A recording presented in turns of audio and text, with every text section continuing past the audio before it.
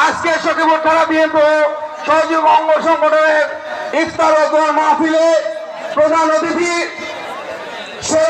সখীপুর নড়িয়া গণমানুষের নেতা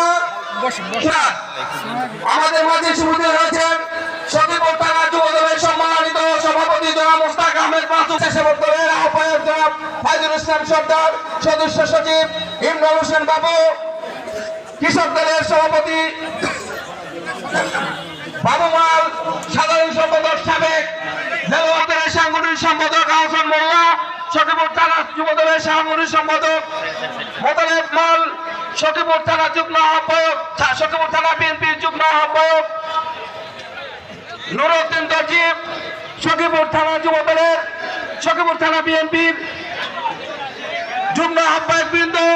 আমি সবার নাম এখন বলতে পারছি না, কারণ আমি এখানে যারা মঞ্চে আছেন,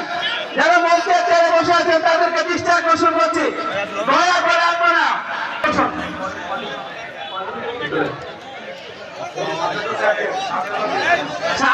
বাইরে থেকে যারা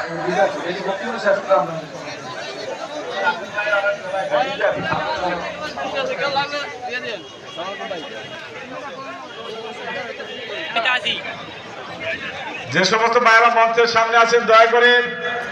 জায়গা খালি করে দিন। মঞ্চের অনেক চেয়ার ফাঁকা আছে, আপনারা দয়া করে বসে পড়ুন।